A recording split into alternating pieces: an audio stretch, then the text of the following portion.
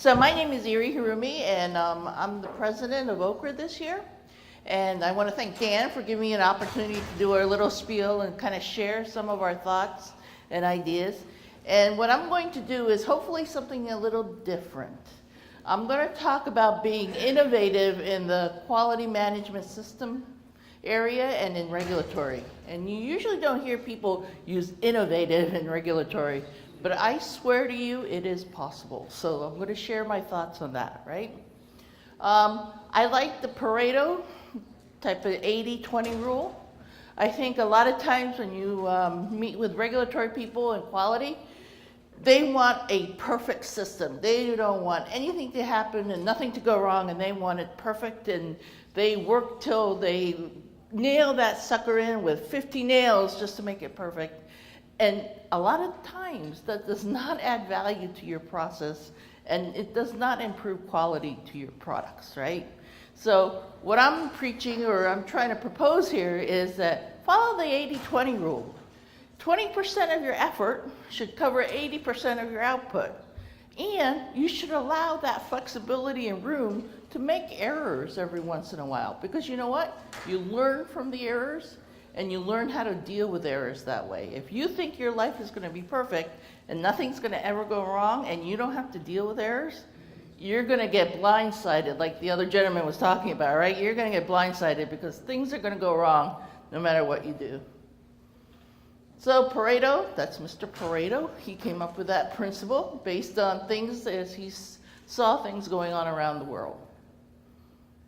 So part of my speech is also reaffirming that concept of simplify. And I think we've heard that a couple times throughout the day.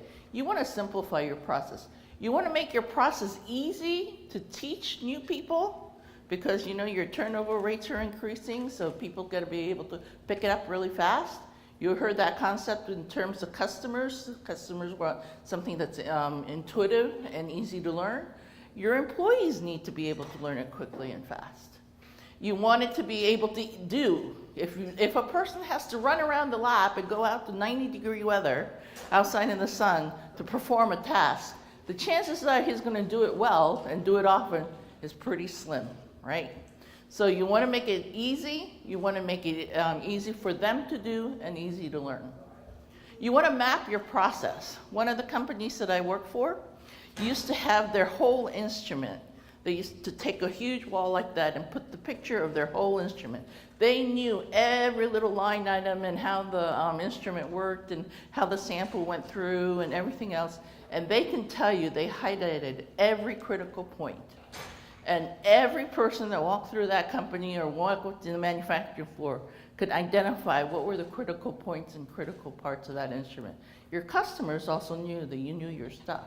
Everybody knows what they're looking at and what to look for. So map your process, know your critical points. You want to monitor. What gets measured gets done. That's a common law, right?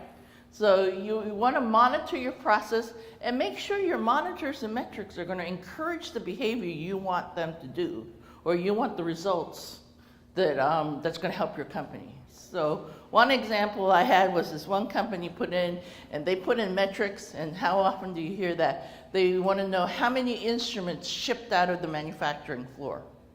So they followed that at the metrics level, right? Well, turns out people were shipping it to customers that wasn't going to use the instrument. They were just giving away free instruments because the measure was the number of instruments shipping out of the manufacturing floor. It wasn't how much money you were bringing in. It wasn't how much reagent volume stream that went with the instrument, which was what was making the company money. It was the metric of how many instruments shipped out of the manufacturing floor. So you can see how your metrics can create behaviors that isn't going to support what you were trying to do. So that's an important thing. Ownership. One of the things is we like to see hierarchy. And we have a group of workers, and then you have the supervisor, and the supervisor is a manager. And we tend to make the top manager responsible for everything. And he signs off, and he does everything. And when things go wrong, he gets yelled at, right? Well, the thing is that manager isn't on the floor every day. Does he see that that broom closet is dirty? Does he see that there was a rat running around on the floor? No, those are quality issues that the workers are seeing, right? The operators are seeing. You want the operators to have ownership and be proud of their process, so they raise their hand and say, hey, this isn't right. We got to get rid of that rat in the corner. You don't want to wait for your manager to see it, right? It's too late then. So you want to make sure you have ownership. You want to make sure there's no blame, that the operators are comfortable and they raise their hand and they go, hey, we got to stop the line. You want that ability to be down at the lowest level or the earliest point to catch your errors. The earlier you catch your errors, the cheaper that error is.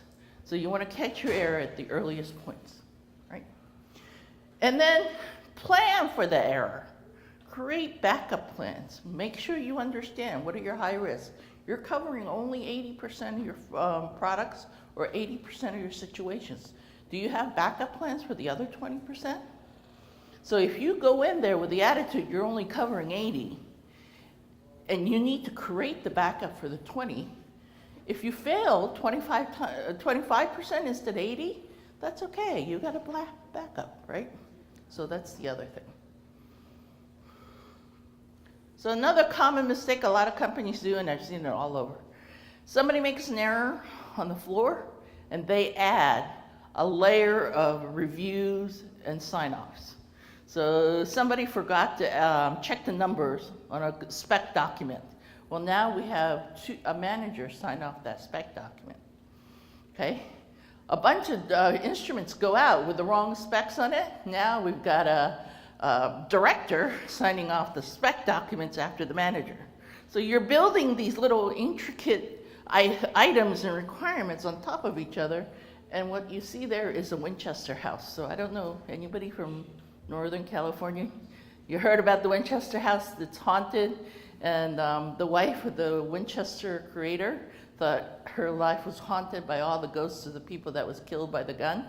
And so what she would do is build stairways that went to no place, or doorways that didn't connect, or windows that didn't open up to outside. And so I don't know how many quality systems or procedures or even regulatory documents I've seen where you have all these little twists and turns and sign-offs and documents and forms. Every company I know loves to create a form, right? So you have a form for every 5 steps of the procedure. So my point is, overcome that. Now, it's a natural instinct, a natural tendency to add more approvals thinking that's going to give you, it doesn't. If you train your people right and you give them accountability, you do more for your quality with less cost than having your VPs and directors sign every single document. So that's that. So like I said, every efficiency expert will tell you that human process has a 7 to 10% error rate. That is a perfect person, okay? Doesn't matter how well you train them, how hard they work, how wonderful and how crazy they are, passionate about their job. If you're a human person, you're going to have, in general, a 7 to 10% error rate. Do you have processes in your system? Do you have procedures that's going to cover that error rate? Now, the theory is, if you know every single critical point in your process and you have that map, then what you can do is like shore up those critical points, right? Because an error at that point is going to be more costly to you. So what you want to do is understand that map, understand your critical point, shore up those critical points, understand what kind of errors are common, right? Is this document getting wet because there's a sink next to it, and when it gets wet, you can't read the numbers, right? Somebody hand writes numbers and they have an odd handwriting type, and you can't read 0 versus O, and you have documents that has like revision O. So, those are common error rates that if you stop and think about it, you can put in process and checks. You could put in metrics to make sure it's not happening, or you can just put a natural process or checks. You can audit the processes, or any number of ways you can do the check. but build in a response and know that you have that capability. I'm kind of zipping through this. Okay. So my next concept I wanted to show is to kind of think outside the box. How many times have we heard that? And it's sort of like being innovative. If I had $10 for every time you heard innovative today, I wouldn't have to come to many more of these, right? So think outside the box. And I've always wondered, how do you do that? I always get preached, and I always go to meetings, and a lot of people say, think outside the box. But nobody ever tells me what the box is and what they want me to do. And the few times I do think out of it, they always go, no, that's silly, you're crazy. So here's some ideas on how to think outside the box. Learn what the top level criteria is. So I'm a regulatory specialist, and one thing that we always know is when you do a change document, you have to have a red line, right? So you hear for years and years, the FDA needs red lines. You have to demonstrate your change in your document. I had a manager that took that literally, and they swore to me up and down, those red lines have to be in red. You have to take a red pen and mark it in red, your changes. And this is back, just to show you how old I am, this is back before all the technology and stuff and all the word processing capabilities. So when you said you have to have a red line, it meant somebody had to go find a red pen, write up all the changes, and submit the red line, right? So I was sitting there going, well, where does it say that? Because I read the regs. That was part of my job. I read it. I don't remember the word red in any part of the reg, right? So that when you actually read the reg, the top level criteria is to document the changes so it's traceable. Does it have to be red? No. Can it be purple? Yes. Can you highlight it? Yes. Right? But a lot of times when you're sitting there and you're busy building your Winchester house because you want the 100% perfect, no-fault situation, you take those requirements literally and you cascade it down. And historically, you train the next generation and the next group to do the same thing over and over. They get to a point, they don't question what it is. Right? So after 5 years of getting yelled at because you don't have red lines, everybody's just saying the FDA needs red lines. No. FDA wants you to know what your changes were so that people who are new, 5 years from now, understand why revision B is a lot better than revision A. So understand that top level criteria. That means usually going back to your primary document, going through the pain of reading those regulations, maybe hiring consultants so they can translate, because some of those regulations are pretty horrendous to try to go through. But understand that top level requirement and get that documentation and primary documentation. Part of that is what are your assumptions, right? So if you're Leonardo da Vinci and everybody says people can't fly, there's an assumption in that. They're saying humans cannot fly because they've never seen a human fly. So you have to challenge those assumptions. When somebody says you can't, to me, I'm the bull and that's a red flag. Why can't I? What are you assuming? Are you assuming that I don't have the capability? Are you assuming I don't have the intelligence? I don't have the equipment? Learn the assumptions. Trust. To take risk, you have to trust people. And then you have to encourage and accept crazy. So when Leonardo da Vinci made his little helicopter and said, everybody thought he was crazy. Well, imagine if he's alive today. He's going to be laughing all the way to the bank, right? And then enjoy exploration. And then the other thing is, when people are solving a problem and you want them to be creative, you can't just throw them at it and say, go fix it in two days. Or put them on a timeline and say, in a month I want this report. Creativity isn't on a time schedule. You gotta give them a chance to figure it out, look at it, take time to noodle. So allow that so that your people can think about things. And so just quickly, near the end, these are incredible products that's part of our everyday lives. They all came out of mistakes. right? So Coca-Cola, a doctor was trying to get a item that would get him off of morphine, because he was a morphine addict, and he was looking for something to help him get off of morphine.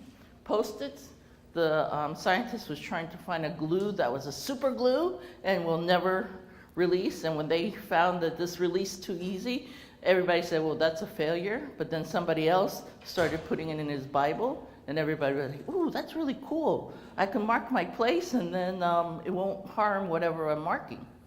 So, champagne was an error because they were making wine in 1490, and the weather was too cold, so it shut down the fermentation process.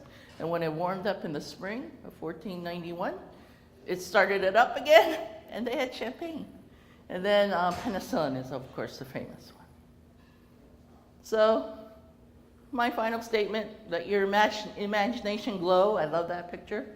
And my name and everything is on the slides. Okay. Eri, thank you so much.